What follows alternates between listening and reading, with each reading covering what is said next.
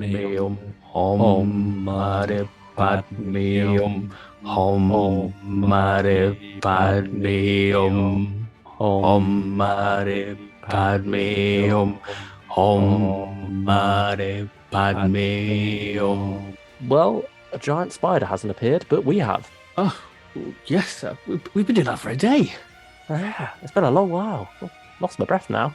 Oh, hello everyone. Welcome to day 5 of the Regeneration Advent Calendar. Yes, we have been focusing on our bellies, going up and down, thinking about nothing at all. No, not really. We've been watching Planet of the Spiders, and now here we are to talk about it. So it's been a hard watch for me, saying goodbye to my doctor. It's been a hard one, been a difficult one. The day I've been dreaded. Yeah, but this is you've been putting it off for a while, haven't? I mean, how long has it last been since you watched this story? 2011. Oh wow, so a good over 10 years now. I mean, finally come back. I did muster up the courage. I watched it twice in the same year, so it's amazing though how I remembered majority of it. It was, considering I'm not seeing it that much. Yeah. So it's one that sticks with you though, isn't it? Yeah, it is, and it's one where I don't want to watch too often because it's difficult. Yeah. And it's made more special that way. It was one of the ones I was dreading and looking forward to when we decided to do this series. Yeah, it was like that thing of, oh, I've got to do this now. There's no way around it. I can't skip it. Yeah. I mean, for me, I think the last time would have been 2 years ago, maybe. Okay. But nowhere near it. Yeah, certainly not as long as it's been for you. I mean, I nearly watched it in 2013 because I had a group of friends around for the 50th, and we were doing like a Doctor Who day, and my friend pulled out Planet of Spiders, going, "Let's see Ben suffer." I was like, "No, we're not watching that," and I'm not friends with that person anymore. So don't try and break my heart. You say that like I haven't just made you watch this for this no, I mean, review series. It's fine. We're here. I gave you plenty of time to be prepared for it, I suppose. Yeah, I've had time to psych myself up ready for it. Yeah. It's not just been sprung upon you. No, I had a chance to mentally prepare for the pain. Because it is a real death. Yeah. I suppose it was similar for John Pertwee recording this. He'd had 5 glorious years as the Doctor at this point. The programme was on a high. Like after some troubled waters towards, well, I'd say throughout the whole of the Troughton era, probably. Like the show was on a bit of a bubble, sadly. But then season 7 came along, brought back down to earth the Brigadier, Liz, and the Doctor. You know, the unit days on full fighting form, and it just gave the show a huge boost in popularity, really, didn't it? And became very much a cult thing by that point. I think it was a cult show. Yeah, and sort of a staple of the BBC at the time as well. It just at this time it feels like such a safe ship under the hands of Terrance Dicks and Barry Letts. Like, arguably, it's the most consistent the show has ever been and still is. Yeah, like it's the least trouble behind the scenes for like a good while. Yeah, because you look at season 6, stories were falling, collapsing left, right, and centre, whereas you don't really get that in the making of documentaries when they're talking about their time, Barry and Terrance. It's all, yeah, this happened, we moved on, we got it out, it was made. Because I think that's what Terrance said, as long as it was recorded, nothing really mattered after that. It was in the can. I suppose part of, while certainly the brilliant producership of Barry Letts is to thank, certainly dropping the episode count down lended a hand in that as well. Like when you got less stories to worry about getting out a year, it is much easier to get the ones you have left out. I think maybe that helped them pick the good stories, go, right, we want to tell this season. And I think they really crafted and really shaped what Doctor Who is to this day. But the idea of like a season opener, but they wanted to get a big Radio Times cover. Yeah, I suppose like because they're much shorter now, because they're only on half a year, they actually have time to properly craft a whole season. rather than it being pretty much just an ongoing program, like premieres and finales didn't really matter that much because the show had been on like a month or two at most before anyway. Yeah, because I think John's the only classic Doctor to have like all Radio Times covers for his seasons, which is Some iconic ones as well. yeah, very big ones. So it just shows the prolific nature of the work what that team did. Yeah. And you can see they certainly leaned into that, like you say, with those premieres, getting those big draws in. And then throughout as well, you had like ratings pickups, like towards the later seasons, you had the Dalek stories in the middle, like Planet and Death there. Much like what Russell did with Series 1, that if the ratings slumped, you'd have like the mid-series pickup in the form of the Daleks, wouldn't you? Yeah. But yeah, by this time, we had this period of stability, but now a wind of change was blowing. And I suppose the first domino to fall in that would have been the sad passing of Roger Delgado in 1973, wasn't it? Yeah, because he was very much a big key player of the era, really. He was even though he wasn't a member of UNIT, he was the part of the UNIT family. He was part of the furniture. Yeah, I mean, he was still like a series regular pretty much for season 8, really, along with the other 5. Because he was in like 8 of John's stories altogether out of the 24 he did. Yeah.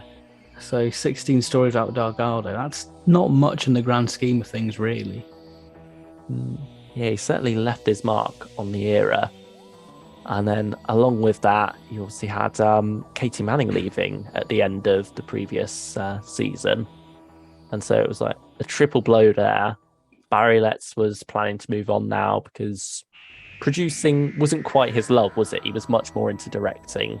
And so he wanted to get back into that properly. He'd been able to wheel himself a deal with the higher ups at the BBC to let him direct a Doctor Who a year, didn't he? And so used that on this story, actually, Planet the Spiders, which seems fitting.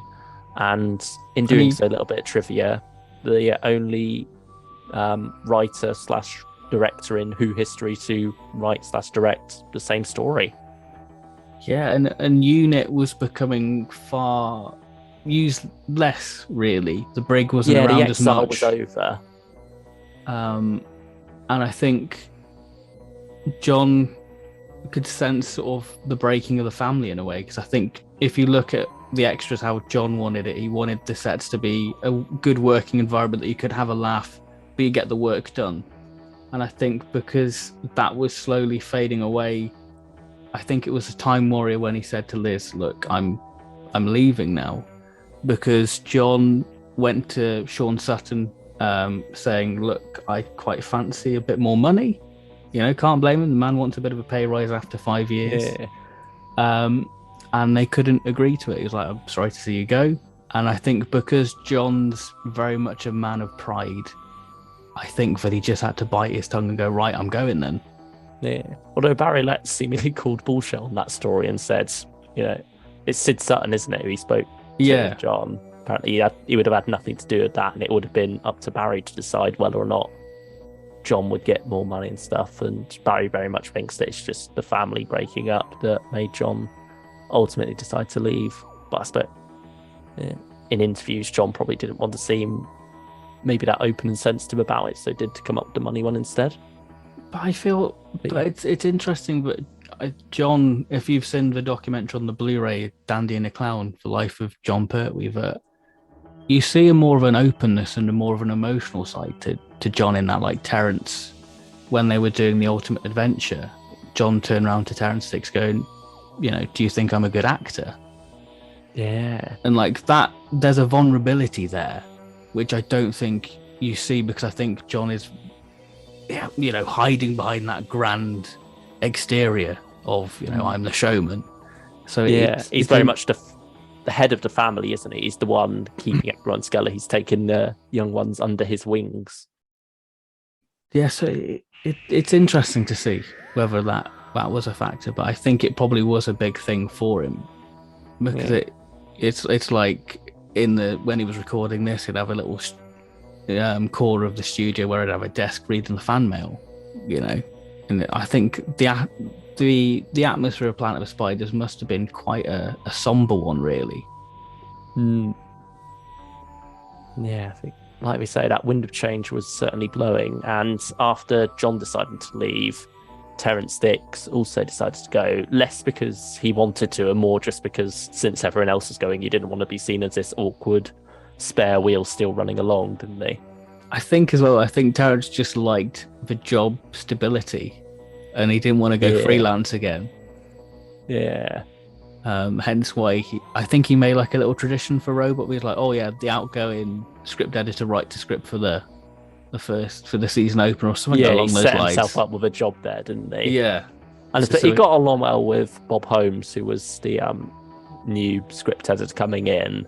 And so I think he knew he had a steady paycheck there once a year because, he could make use of that friendship. It's like, oi, Bob, remember when I got you all these Doctor Who scripts? How about you let me write some now? Well, I think, because Bob got revenge on him because he was like, I wanted a robot story, and then, I want a lighthouse story, because I think Bob didn't know what to do with the Time Warrior, because that was like Terrence playing a prank on Bob, I think. So I think... Yeah, he didn't like historicals that much, did he? Yeah, so... And then, funnily enough, that some of his best stories end up being historicals. Yeah, it's bizarre. Good old Bob Holmes. Yeah. Yeah, I suppose the trivia time, I guess. Yeah. Well, we've sort of already dived into a little bit here, but I suppose there's a couple more little things we can say. Also, last appearance of Mike Yates, because Richard Franklin decided to move on from the show as well. Yeah, because he doesn't seem to get like a big grand send-off, really.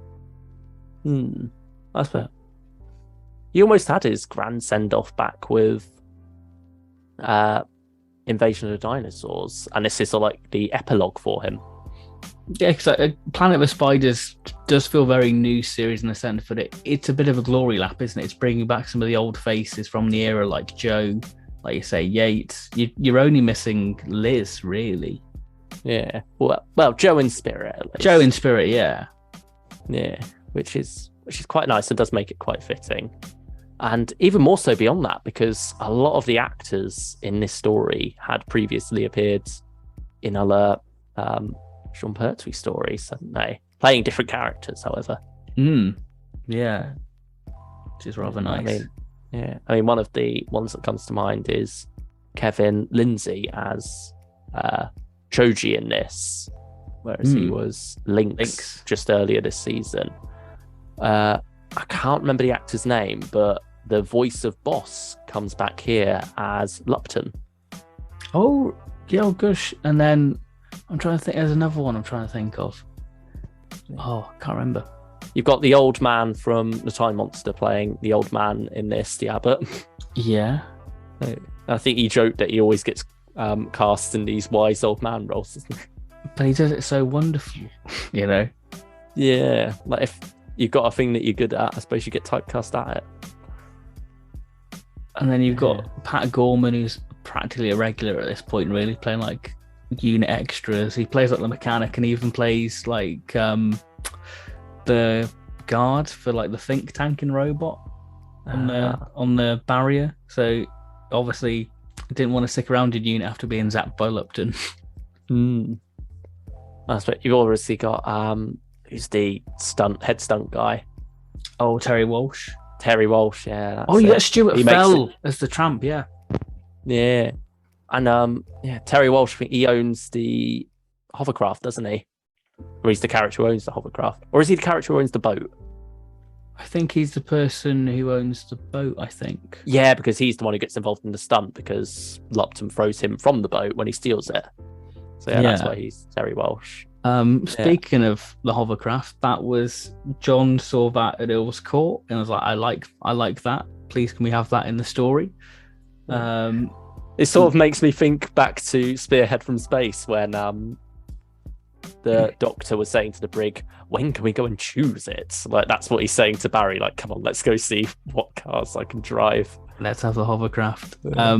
But sadly, that didn't go well for John because he wiped half the camera crew out when he was recording the hovercraft scene. Oh dear. Because of the wind. He ended up on the wrong place, so sadly he wiped out the camera crew. Oh dear. I think the person who played Lupton had like his jacket damaged by the little helicopter as well within it because of the blades. Oh really? Yeah.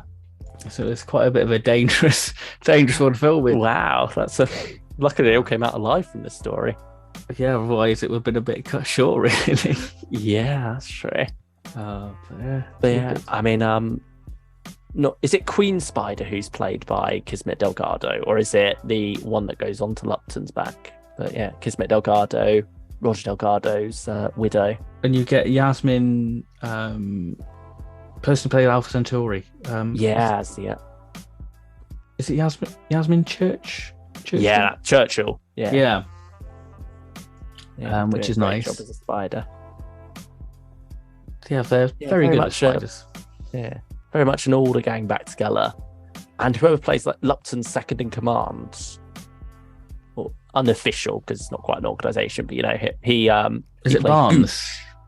Yeah, he was Gooch, wasn't he? The one who got shrunk. Yes. Yeah, Bart. Oh no, not Gooch. Sorry, he's the one who survives and gets hypnotised by the master and terror of the Autons. I can't remember now. Yeah, he's the one who has the grenade and then blows it up just outside. That's the same actor who plays Barnes. So yeah, a lot of returning faces for this one, really, isn't it? Which it feels fitting. Yeah, it's a nice little precursor to RTD, really. Yeah, it very much enhances that victory lap feeling. And our first double regeneration story. Yes. Well, first regeneration that's not a doctor at all. First mention of regeneration as well. Yeah, it's a nice bit of trivia. Yeah, because before it was just renewal in 10th Planet and Power, and then later it's literally just we're going to change your appearance in the War Games. And that's but now we actually get like the concept of this is what happens when a body is dying. Like he can be saved from death here, whereas before you could sort of infer that from the 10th Planet, but it's never really. You could just see it as literally the body wearing a bit thin and like a butterfly coming out of the chrysalis. It's like the old body goes away for the new ones to come along, isn't it? I mean, that's the wonderful thing about Barry Letts with the Buddhism within this story. Because I think it's such a nice idea linking that idea of regeneration, because it's there's a nice bit of dialogue in part one where it's like an old man goes off and becomes new again, becomes whole again or something like that. I've probably butchered it. And the new man will find to his absolute delight that he's never existed, something like that, isn't it? Yeah. Which is such a great way of sort of coming with the idea of regeneration. It's a nice bit of foreshadowing, really. Yeah. And it very much fits like the Time Lord's mythology, really, doesn't it? Yes. Yeah. And it's very much Barry Letts being able to get his stamp on that. And the idea of like the hermit from the Time Monster as well. It's nice how that all links back. It feels very full circle, this story. And I mean, even the idea of like the inner demons and then later the guilt for the Doctor, it's all coming from Barry Letts' interests. I mean, that's one thing we can talk about, the third Doctor's character arc, before we get onto like the episode in our review, because he does have an arc. Yeah, like I was thinking this back when we were doing Spearhead from Space. There was a moment there, I think it's in part 3, when he gets Liz to steal the key and he goes off. I was going to mention it then, but I thought, we'll save it for tomorrow in Planet of the Spiders. Because, there's that nice moment where his first instinct is to leave. He's getting itchy feet. He wants to head away from Earth. He wants to be out there in the galaxy again. But even after he's got his freedom back, thanks to the three doctors, he's still returning to Earth. Even after Joe's gone, he's still returning to Earth. And, there's that one of his last lines is, I got lost in the time vortex. The TARDIS brought me home. Like, this is very much the time where Earth becomes the Doctor's second home, really. Like, before this, during the 60s, it was just the planet he was quite fond of and sort of just happened to land on a lot because the TARDIS ended up taking him there. He didn't really have any control over it. Whereas now, there's this nice moment where, after trying to escape Earth in the TARDIS, like the first chance he got, his last trip in the TARDIS is him being brought back to Earth, being brought home, as he sees it, to regenerate alongside Sarah and the Brigadier. Because the thing with John's, the third Doctor, to say, is that he's hungry to be out in the stars because there's that quest for knowledge. He wants to explore, and that ultimately is down for that greed for knowledge. To go to Metabolus 3, get the crystal. In the Eight Doctors, a book I've referenced in the War Games, it seems like a big common thing because Terrence Dicks wrote it, that he's willing to shoot the Eighth Doctor to get his TARDIS, which I feel is a bit out of character for the third Doctor. But then again, he killed an Ogron. But I think there's such a lovely arc for the third Doctor that he doesn't need to be out in the stars, but he has a home. He's got a nice little family unit. But that sense of greed and that hunger is ultimately his downfall in episode 5 and 6 and Planet of Spiders, when he has that realization that he's got to do what ultimately is downfall. That, I think the Abbot says about his greed is his downfall, and you've got to face that and admit it. And that does sort of go back to the Green Death, doesn't it, really? Where there he's very impatient and his greed to take Joe off to another planet, really. But the fledgling flied the coop. And now he's got to deal with that lovely gift biting him on the bum, really.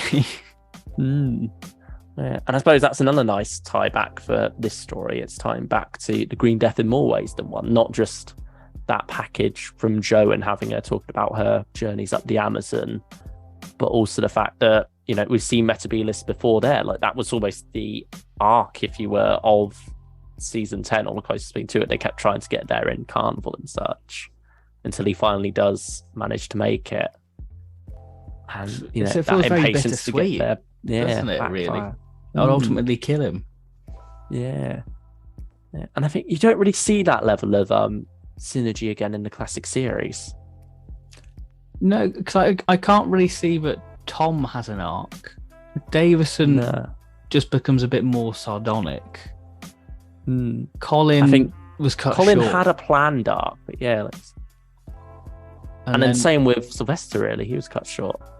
Yeah, Hartnell has an arc, isn't it? It's that sort of Gentleman of the Universe softens, whereas Troughton is just fight monsters, isn't it, really? I don't feel like there's an ultimate. Maybe that running cost his life. I don't know, it's very really. much, it's sort of like an overarching thing from the first and the second, really, isn't it? Where that finally catches up to him. But yeah, like you say, the second Doctor doesn't really have an arc of his own.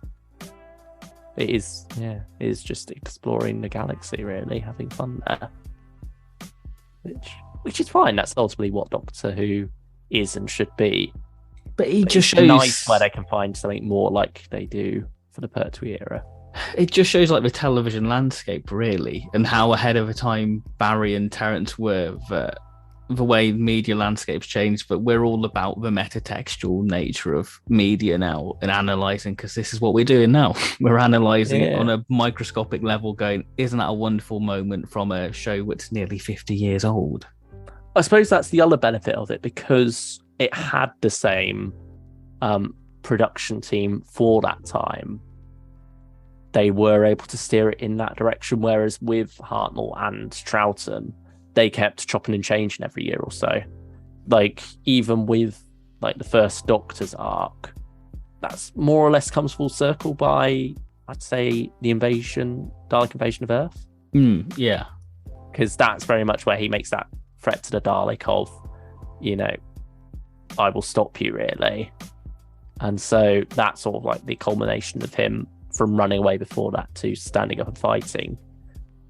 So that's all under Verity Lambert, and then after that, it's not like a full arc to the end, and it doesn't quite tie up neatly in 10th Planet as the Third Doctor's arc does in Planet of the Spiders, where that is very much a full circle thing. Like,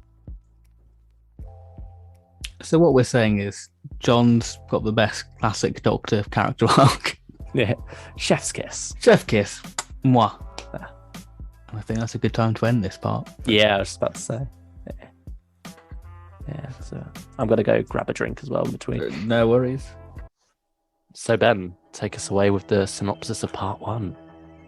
So, part 1, we kickstart with Mike Yates at a monastery retreat after all the business, the Golden Age stuff. He wanted to, I guess, find himself and become a new man. Atone in a way as well. Yeah, I guess that's... work out within himself where he went wrong along the way. Yeah, lost his military career and just become a civilian. So he's having a good old time, and he noticed a few people going down to the cellar, and we get a nice bit of foreshadowing. We see a spider in there, and they start doing this little thing, and this energy appears. Mike gets a bit startled, thinking this is a bit freaky. I know. I think he walks into the cobweb, doesn't he, and whacks a bucket or something like that. Yeah. I think it's one of the lamps, isn't it, on the wall? He knocks it clean off. Clumsy. Obviously, not very good wiring there. I mean, they probably don't care about the cellar. Yeah. Or it might even have been a candle on a stick still. I don't know. God, could have set it on fire. Yeah, could have burned the whole monastery down. I mean, that would have been Planet of Spiders over, done and dusted. Yeah. So you get Sarah involved. So we see Sarah visit the monastery because of these strange going on. While this is going on, the doctors took the brig out for a nice bit of a show. The brig's not enjoying cabaret night, isn't it? Yeah, the brig's not enjoying it until some belly dancer appears like, oh, hello. It's a bit of all right. But the main reason the Doctor wanted to go to this is for Professor Dr. Herbert Clegg, I think it is. Yeah. Another returning face we forgot to mention, Cyril Shaps, who was also in The Ambassadors of Death alongside John Pertwee, and before that was in Tomb of the Cybermen. And Androids of Tara as well. He plays the priest in that, doesn't he? Oh, yes, he does. Quite a well-known figure in classic Doctor Who then, really. Yeah, within a few classics, isn't he? Yeah, so we have the Doctor wanting to know about him because he's a clairvoyant, and the Doctor's running these psychic experiments. So he gets invited to the unit lab to conduct these things because he's hiding something. He's not a charlatan, but he's got these gifts and powers where he can see these things. It's one of those nice times where you get the Doctor just like, this is like a slice of life for the Doctor in a way, isn't it? Yeah. It's like not him actually looking for any threat or hunting down any monsters. It's just him doing some casual scientific experiments just to expand his pool of knowledge, really. It's that nice sort of down-to-earthness, I guess. What you don't really get. And it's not magic, it's science. It goes back to a day. That's the lovely thing about this story, which I'm sure we'll talk about in the review, that this is a nice thing for John's Doctor, really. So we get all these different tests about the Brigadier, about Doris. I think it's the first time Doris gets mentioned, is it? Yeah, he reads like the Brigadier's watch, doesn't he? Yeah. So that's got a bit of a mysterious past, which I guess we can allude to. Yeah. And it's just wonderful seeing John Pertwee in that instance, just getting to his Doctor getting to tease the Brigadier there. It's a nice bit of humour there, which is great. So that all happens then. The Doctor gives him the Sonic, isn't it? And he examines the Sonic, and we get... It would have been... I think they wanted to use the Green Death footage for this, I think. But they used Carnival of Monster for it. Which feels a bit odd, really, because you sort of... it doesn't quite work, I feel, in a way. I suppose it works in showing off what the Sonic does. Yeah. You could have used Sea Devils. That would have been Minefield. Yeah. That would be, yeah. That's all like, it's in the same vein, but you get Joda. Yeah, I mean that would have been a nice little nod back to Joe. But yeah, Professor Clegg's a bit shook. But then Benton comes in with a package from the Amazon. Another little nod to Joe here. Another little nod to Joe. But the doctor's reluctant to open it as he's like, right, let's test Professor Clegg. And this is where, sadly, Dr. Clegg meets his untimely demise as we get the spiders appear. So while this is going, we have Sarah. Oh no, it's not quite yet, is it? No, because he reads it first and says, "This has come a long way." Yeah, and then I think it's the energy thing, isn't it? The something like that. Yeah, because they open it up first and read that nice little letter, and that's where Joe explains that this is bad juju. Yeah, the natives up the Amazon don't like it, so she had to send it back. And I think it's while it's lying on the sides, Professor Clegg starts just staring into it, and that's when sort of like the spider thing backfires. And then so meanwhile at the monastery, you have Sarah getting a bit of a tour round, really, about what it does. Getting shown by Choji, which is lovely, Kevin Lindsay, like you say. But all's not what it seems, really, as they sort of, because you have the psychic thing, don't you, with like the tractor appearing, yeah.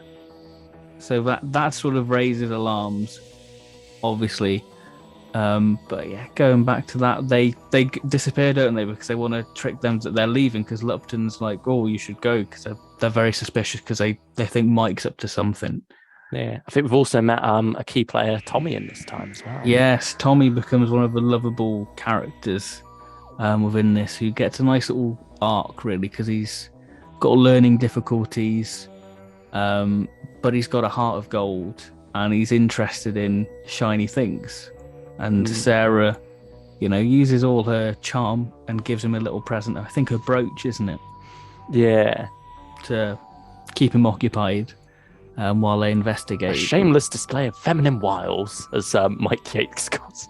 But it's a lovely little game. But it's secret. Secret. It just shows the loveliness of Sarah's character, which I think really you can see the Sarah Jane Adventures taking that role of Sarah very well, really. Yeah, it's very much Sarah Jane Investigates, isn't it? Again, it's like it happens in a couple of stories. You get an invasion of the dinosaurs. It's very much what gets her into the Doctor's life in the Time Warrior. We sort of lose it for a bit in Death and Monster, but here it is back again, and it's nice that they've used Mike Yates there to call her in as like his way around confronting Unit again after what happened.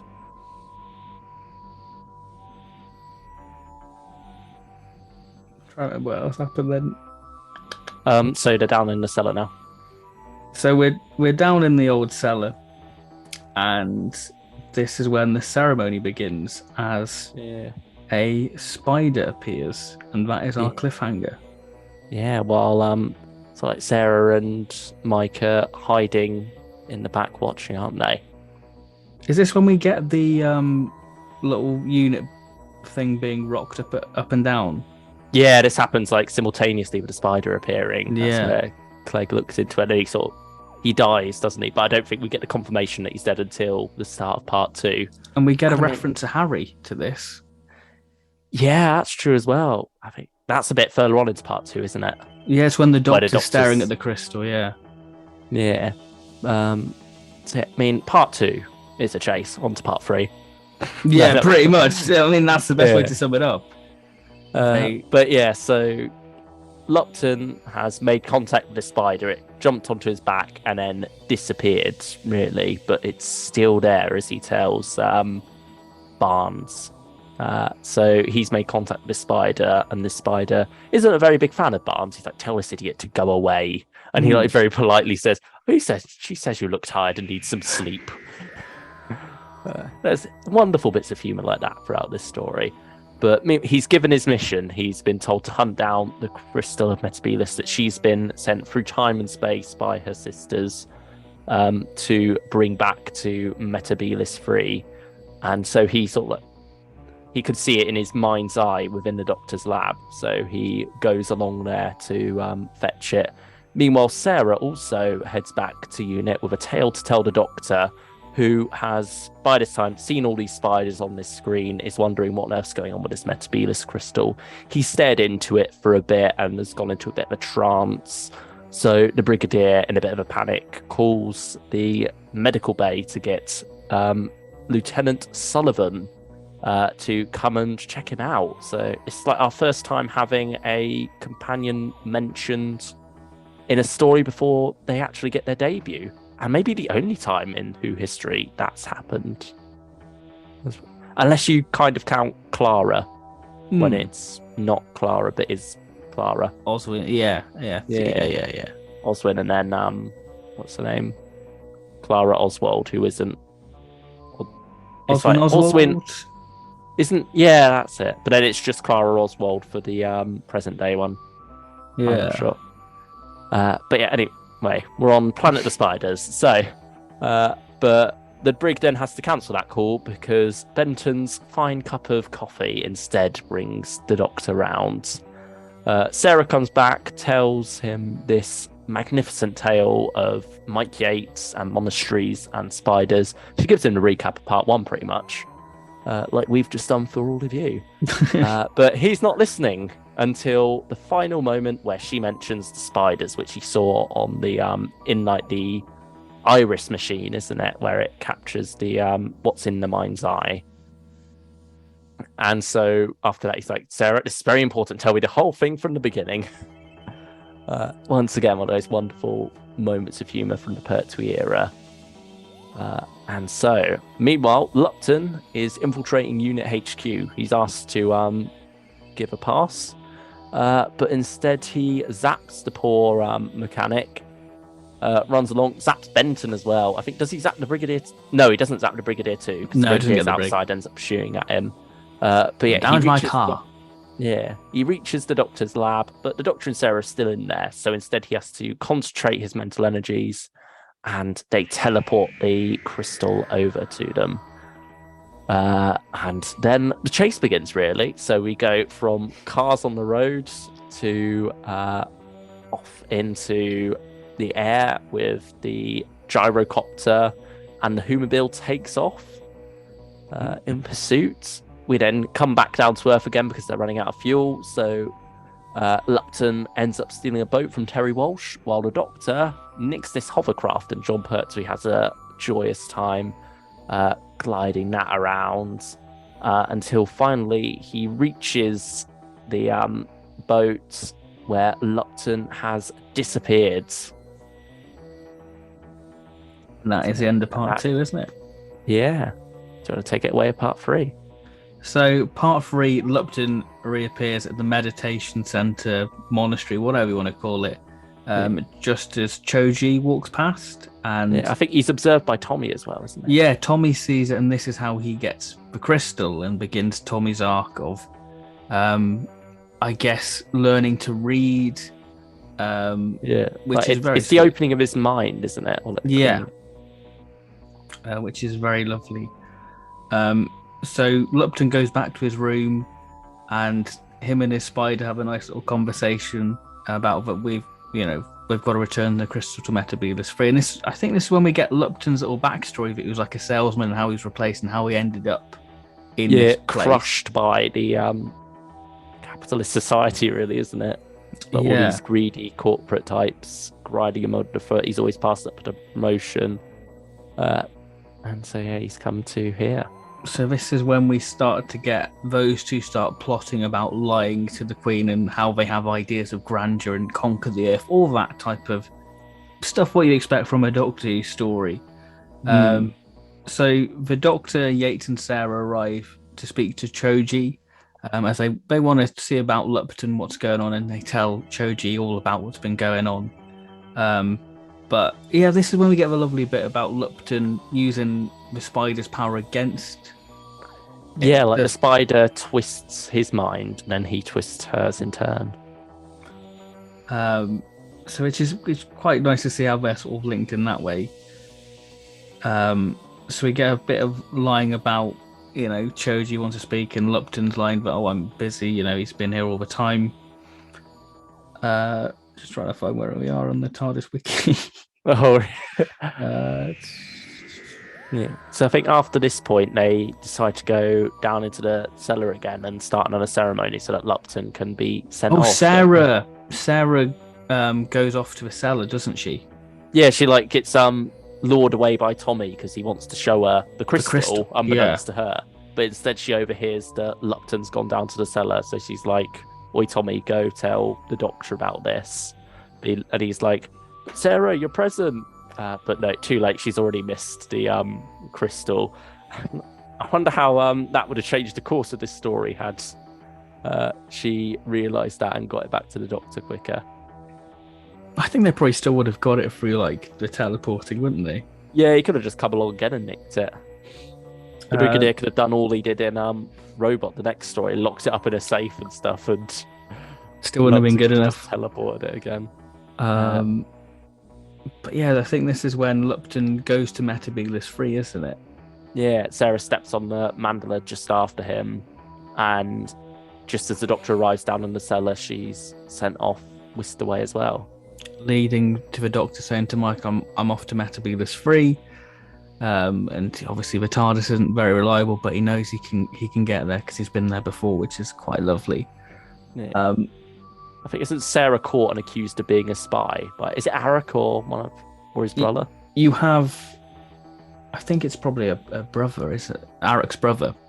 Yeah. Because this is when we're introduced to the Metebelis Free Society, as we have the Queen at the Metebelis Free Village.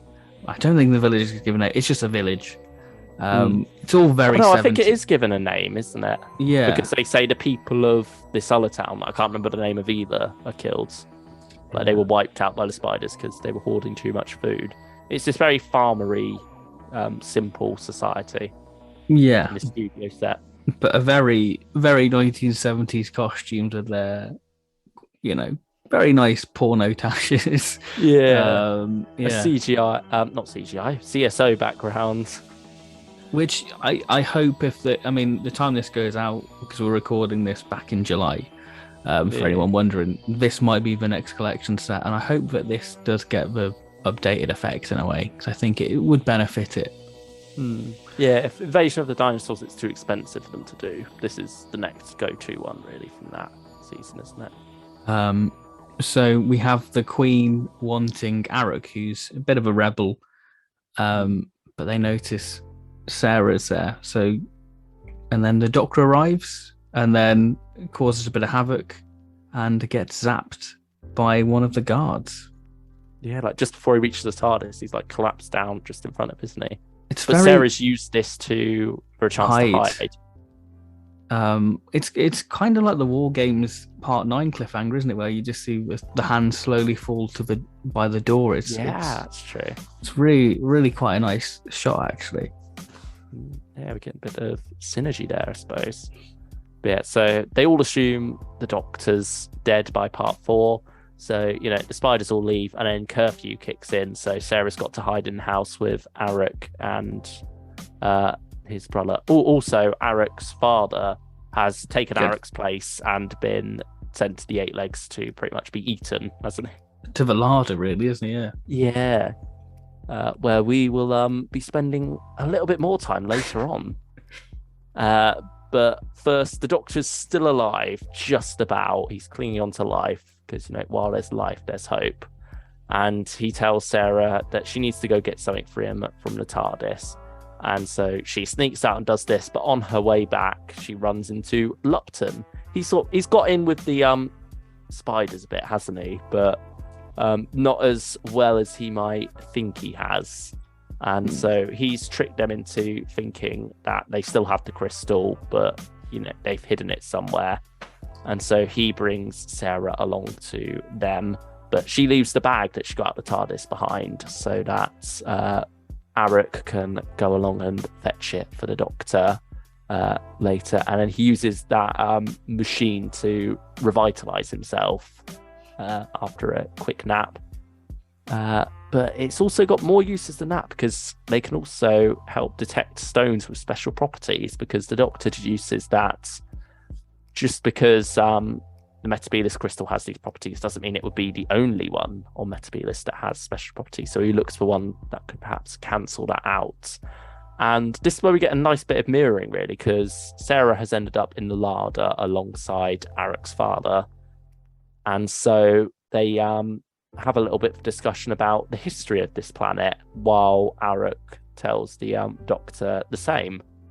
And so you learn that they're a colony planet from Earth. The colony ship crashed, and tiny 8-legs must have been blown out of the wreck into the mountains where it found the Cave of Crystal, and its mind was expanded until they became the dominant life form on Metabolus. So this is a while after the Doctor's first visit, where things looked rather different there, and there was a giant chicken of sorts flying around.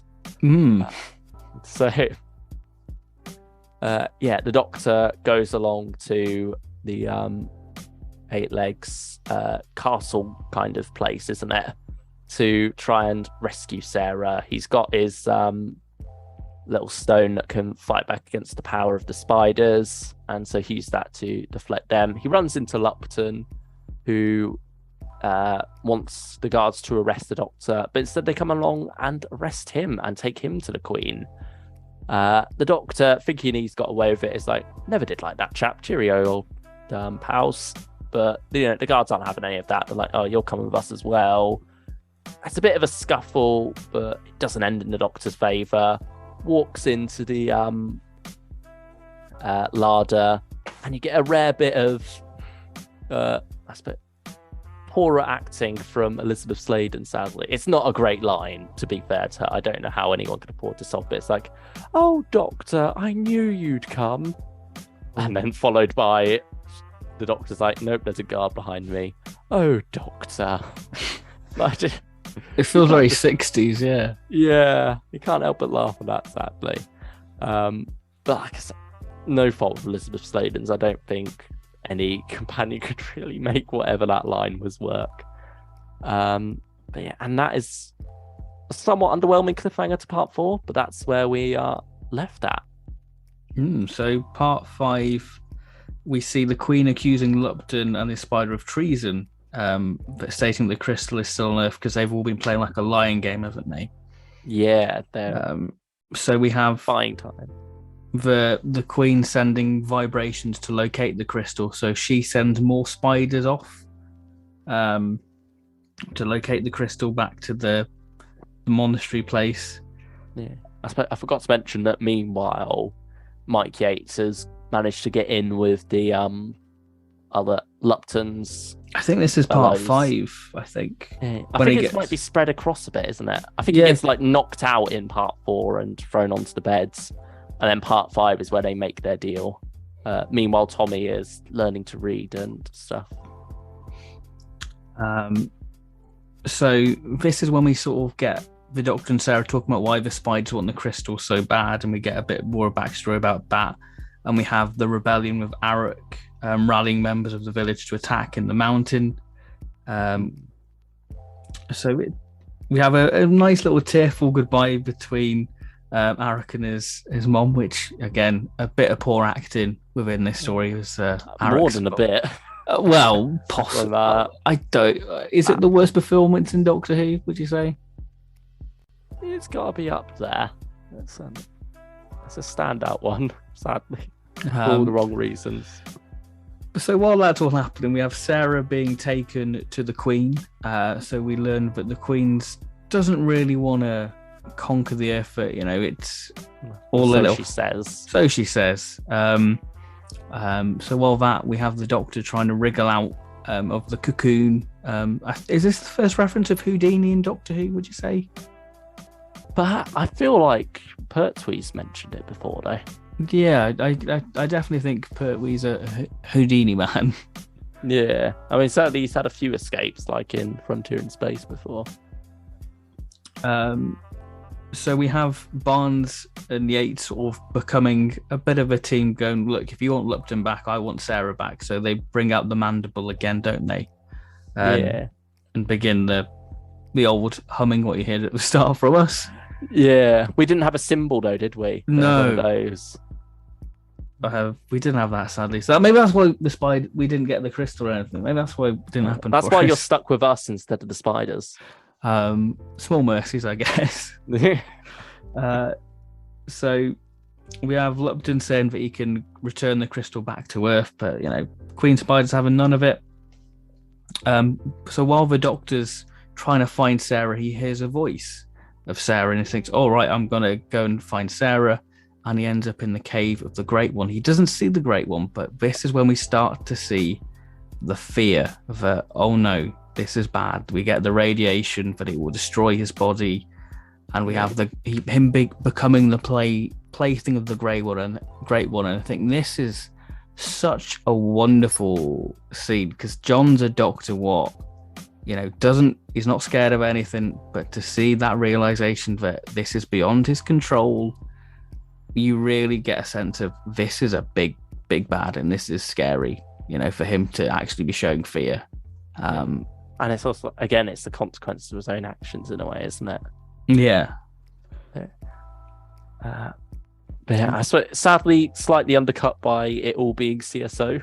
This is just John next to a green screen or yellow screen, perhaps. I think it's yellow. I think it's definitely a yellow one. I think they did like their yellow in the Post Stories, didn't they? Well, yeah, because you get it reflecting on the Whomobile, the yellow background. Yeah, makes it almost look golden. I mean, CSO, it's a double-edged sword, isn't it? Sometimes it works. Like there's brilliant uses of it in Carnival of Monsters, such as the TARDIS being picked up or Vorg doing some work on the circuits. But here, I don't think there's any particularly great uses of CSO. I mean, the Whomobile, you couldn't really do it any other way, make it fly. Not without really blowing the budget and probably violating some safety. Health and safety didn't exist in the 70s, it's fine. But nevertheless, I don't like the alien planet being done that way. It could have been better, but we've got what we've got. Yeah, for now. Yeah, continue. So this is, I think Tommy warns Choji, and they go down to the cellar to stop what they're doing because it's evil. Let's stop these naughty chappies, as he says. So the Doctor finds Sarah, and they are returned to Earth. But obviously, Barnes's gang has been taken over by the spiders, haven't they? And Yates and Campo get zapped, leading to the Doctor sort of running back to find the Abbot. And this is where we get a lovely introduction to the old Abbot, and we get a nice sort of diplomacy of the Third Doctor saying, "I should have brought you a silk scarf." And we have Tommy on guard at the door to hold back Barnes's rabble. Because they've been taken over by the Queen Spiders, haven't they? And they're just zapping Tommy, and that is the last cliffhanger of the Pertwee era. And it's an odd one, to say the least. It's not very grand, is it? Yeah, we like Tommy. For the final cliffhanger of the Pertwee era.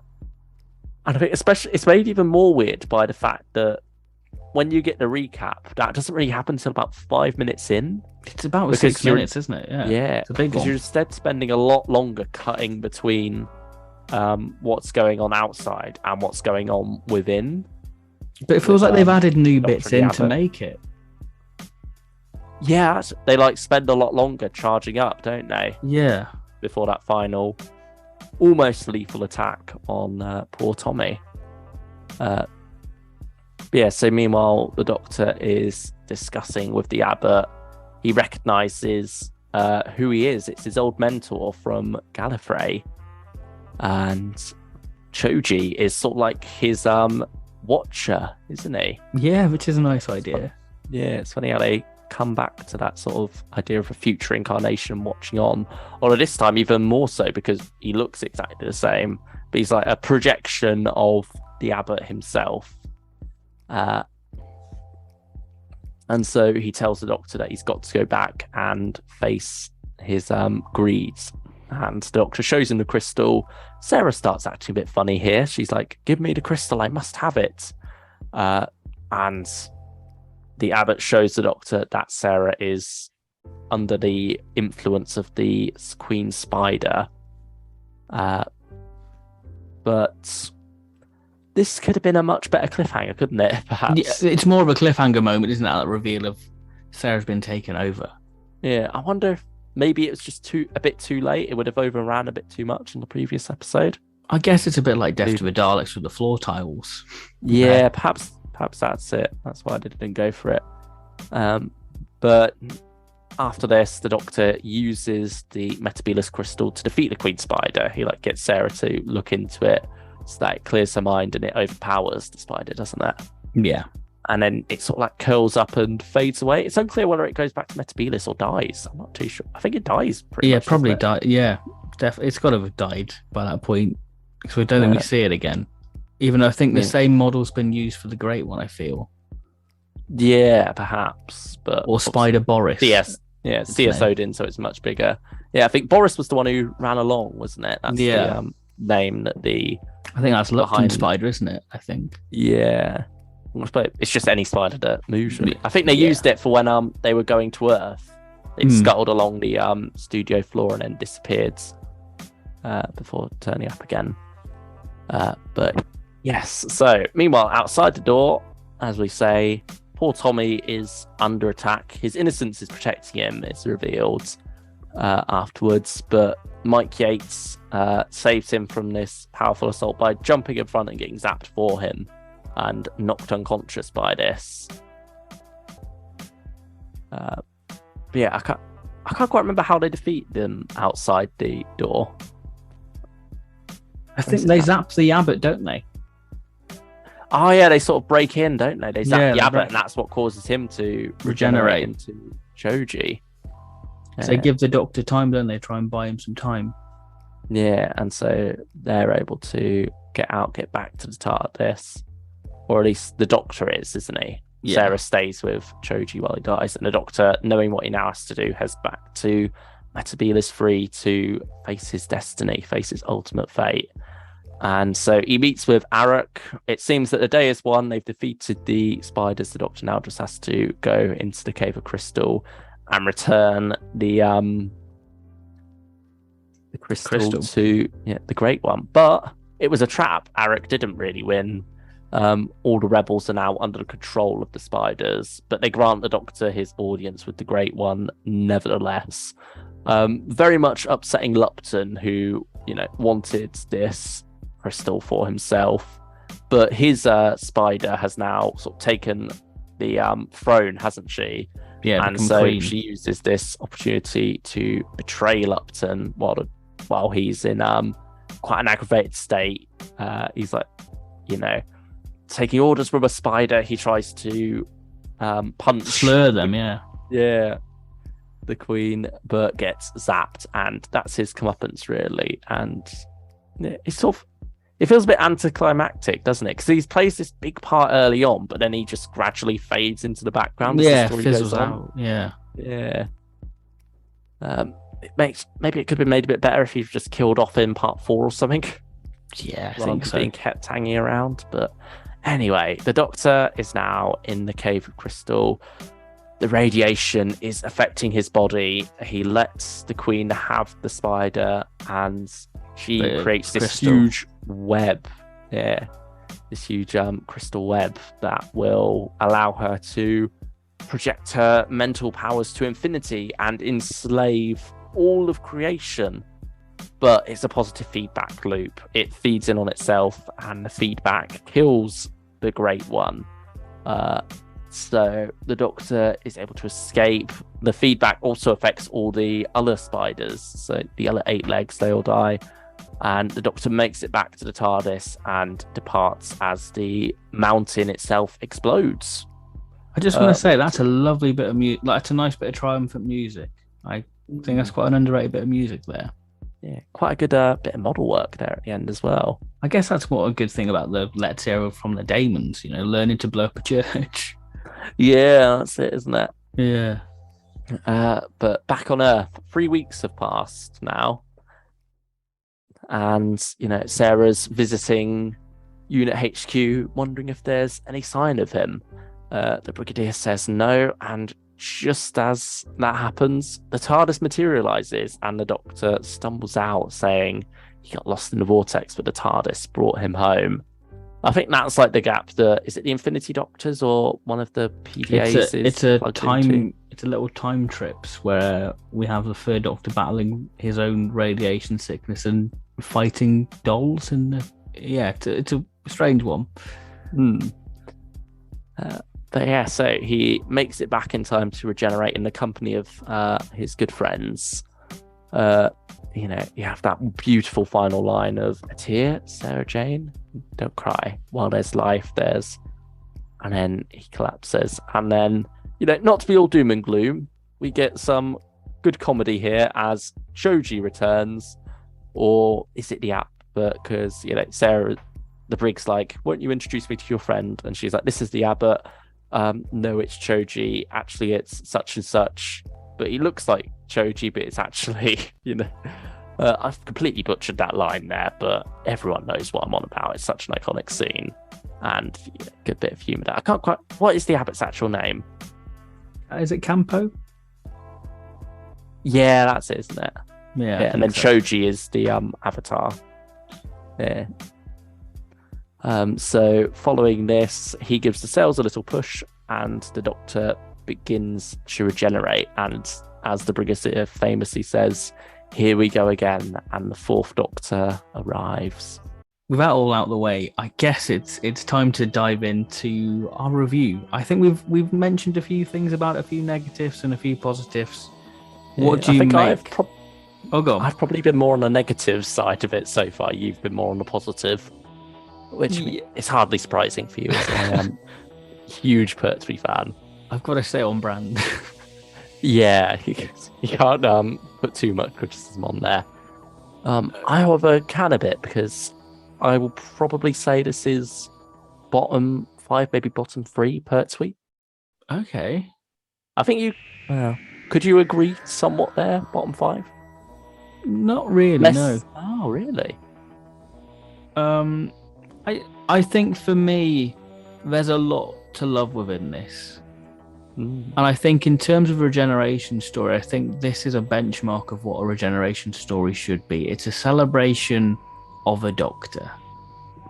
It's a celebration of an era, and I think that this story encapsulates the third Doctor so well. From the episode 2 is just a tribute to that Doctor. You have the gadgets, you have the Venusian Aikido, you have the eating, the soup, the broth. John's renowned for eating sandwiches and all that. Wine and cheese, all that sort of stuff. From the diplomacy from the Abbot and how he addresses royalty. There's just a lot within this story what just encapsulates that lovely Doctor that is the third Doctor for me. I certainly see all that there, and I love all those elements in it. But I think it's more like, part 3, or probably part 4 and 5 particularly. It's all the stuff on Metabilis itself that just feels a bit tedious, quite cheap production-wise. I mean, that's Doctor Who all over a lot of the time, but it often makes a better job at hiding it than this story manages to. The chase, while wonderful, it's great to just switch your brain off and watch Jon Pertwee having fun with all these different vehicles. There's some good humour in there. It's some good high-octane action. But when you stop and think about the plot of it, you do feel like, there isn't much of a narrative to the chase. It's just a chase for chase's sake. I guess it's a bit Benny Hill. Yeah. But at the same time, I don't really mind that too much. And I mean, me saying it's bottom 5, bottom 3 Pertwee isn't saying too much because it is such a solid era, as we've said. There aren't really any misses. And I wouldn't call this a miss either. But I would say it has its moments where it's not up to quite the high standard you'd usually expect, despite all the wonderful full circle moments with it celebrating this beautiful era and it doing so very well in those moments. I just feel like the overall story, particularly the stuff on Metabilis, is hit and miss for me. I see it, But I just like the whole thematics of it all, to be honest. Mm. Like it just feels very full circle. Um, but I get what you mean that it does sort of blend into one in a way. Those parts sort of become a big lump when you're trying to remember it. Yeah, it does. It drags a bit in those Metabolus moments, and it is much more enjoyable when you have the uh, monastery side of things. Like, this whole idea of these naughty chaps messing around in things that they don't quite understand and summoning these monsters inadvertently in their futile quest for power. I think there's a much more interesting story to be told there within the confines of the monastery without having to head off to Metabolus quite as much. I mean, I don't think when you think of the Pertwee era, I don't think that it's the send off you would imagine John to have. Mm. Really, you imagine him having a big grand battle with Delgado, and that would be the end of it, really, for those two. Yeah. And I suppose that was perhaps the original plan. It was certainly the original plan for the season 11 finale and like the final game, because Delgado was ready to move on before his untimely demise. And so he wanted to go out with a bang. But was it John Pertwee decided to leave after Delgado's passing? So it's unclear whether or not he would have still left on season 11 had Delgado not passed. I feel like it's one of those fan myths where we hope that it is one of those things, really. But like I said, I feel like there's enough within this story where it compensates for that, really. Yeah, I think the spiders, again, it's using something every day. There's something quite unnatural about spiders. I'm not a big fan of them, maybe because they killed my doctor. I'm a bit like, you scamps. Yeah, you're already predisposed to it. Well, radiation killed your doctor, technically. So yeah, but they're ultimately what made him go to that cave and get the radiation. yeah, and you could see spiders. You can't see radiation, so yeah, it's much easier to hate something that you can visualize. And I think the spiders still stand up pretty well. Especially, I think the Queen's the best model of them, really. Yeah, I mean, another bit of trivia: Elizabeth Sladen wasn't a big fan of spiders either, was she? She had arachnophobia. She was terrified of them. Yeah, and that's such like an iconic image because that was used for like the Target book. It's such a big image, isn't it? The stare of the Queen on the back. Yeah, I mean, it's in this thumbnail, and yeah, also it's even influenced Russell T Davies because we pretty much get a recreation / homage of that with the beetle on Donna's back all those years later. See, Barry Letts and Terrence Sticks influencing even they're the trendsetters. They really are, and I think that's the best way to describe this Regeneration story. It's a trendsetter. I do wonder what the forums would have been like during the RTD era when Fires of Pompeii came out and you had that line from the soothsayer saying there's something on your back, or if it's not the soothsayer, it's the Orgol or whatever he is, the old man. But yeah, he says there's something on your back. I wonder if in the forums on Gallifrey Base and whatever was around in 2008, people were going, oh, could the 8 legs be coming back for the finale? Is this the arc this year? I mean, they got it a year before it would have been like the year after. Same? They would have got it in the 8th Doctor stuff, wouldn't they? Yeah, they would have got it with McGann. I feel like that's another thing. It's surprising that we haven't revisited that. We all had hopes for like arachnids in the UK that would get the return of them. It was planned for Sarah Jane Adventures to have a sequel to Planet of Spiders. I think as the series 4 finale, and like a couple of writers had a go at it, but just couldn't make anything work. So instead, we got Whatever Happened to Sarah Jane, like written at the last minute. But oh no, not Whatever Happened to Sarah Jane. Goodbye, Sarah Jane. Yeah. Whatever Happened to Sarah Jane is series 1, I think. Yeah. I still really enjoy this one. I think John's on fine form. I can't fault many of the performances. I can fault a couple. Yeah, but it's that sort of I can laugh, I can enjoy it. It doesn't take me out of the story. But I just have a good time with it. Yeah, I certainly do enjoy it a lot. The regeneration is powerful because he dies. Mm. It's an actual, and I think because you see how frail the third Doctor is because he's so pale, and it's just it makes it more sort of heart wrenching. Really, it's like, oh no, he's going, Yeah, he's like he's led gone. down there afterwards for a good little while before the regeneration actually kicks off, isn't he? Yeah, so it's a tough one. It's a tough one, really. Hmm. Yeah, I can never hate it too much.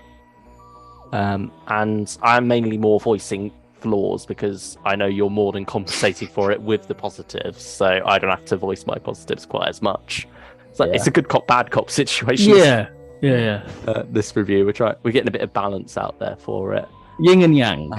But yeah, Tommy, and lovely and yeah, character. with that, like you say, there's some good within bad and some bad within good. So Yeah, that's how we're working this. that's how we're doing it. I think Yin yang. Tommy's a great character as well. Hmm. He's a character you just fall in love with instantly, and you're rooting for him, especially when he's learning to read. Like, go on, Tommy, you can do it. Um, I just There's that wonderful line in part 5 where Sarah says, "You're normal, you're like everyone else." But he's like, "I sincerely hope not," because he doesn't want to be like everyone else is, especially when they're all mad and hungry for power. He's still keeping that innocence. Like this crystal hasn't changed him as a person. he hasn't lost that childish wonder. Yeah, Yeah, that's wonderful. I guess I can sing this story till the cows come home because it's not like I said in the start. It's not a story I've watched often, but there's a lot to take away, and I think that it encapsulates what a regeneration story is for me. It's for trendsetter, and I just think how it all becomes full circle with all the time monster stuff, all the lovely stuff that I've said about John's character arc. I just love it. Yeah, so what are you going to rate it then? I'm gonna go. Oh, I feel like it's a bit cliche from me, but like I say, it's good cop, bad cop. I'm gonna say 9. I Ooh. can't fault it that much. I just had a real good time with it. It just it was just something so nice because it's not a story I'm that familiar with. It felt new and exciting. Did you cry at the end? That's the real question. There was Do you a have the tear. tissues There was a ready? tear. There was a tear. There was a tear. Oh, he was talking to you, really. You He changed your name to was. Sarah Jane for that brief instant. Yeah, I'm just gonna edit it and find a clip where Pertwee says Ben. I'm like, yeah, that makes sense. There you go. For me, I'll say 7. Okay. Is a fair All rating right. for this one because it is still very good. And like I said, I've been more focusing on the negatives here, but I do still have a lot of positives with it. I can stick on it, really enjoy it. A lot of the flaws I can gloss over, like the whole chase scene in part 2. It has its issues, but they never really bother me too much. I notice they're there, but they don't zap away my enjoyment from that. It's only really in parts 4 and 5 where I really get bogged down by this story. Other than that, I have a really good time with it, and it is wonderful having all these moments that really do encapsulate the era that has built up to it. And so, yeah, I think 7 is a good rating for this one. We'll be back on the same page next time. Yeah, I think we've drifted a bit, really. Yeah. But here we are. We're on a different page. We'll have to see what Robot brings tomorrow. Will it unite us? Yeah. Or will like the builder pack that the robot originally was. Yeah. Where it came in parts with each figure for a whole wave. Or will one of us end up in a bargain bin in B&M? Yeah, Who knows? Who knows? But yeah, it's been a joy. We say goodbye to the Pertwee years and we begin the Baker years. 1975 is just around the corner. Same, it's not day 5. It's day 6. Yeah, that's true. But there we go. We'll see you for day 6 tomorrow for Robot. Yes, take care, everyone. Goodbye.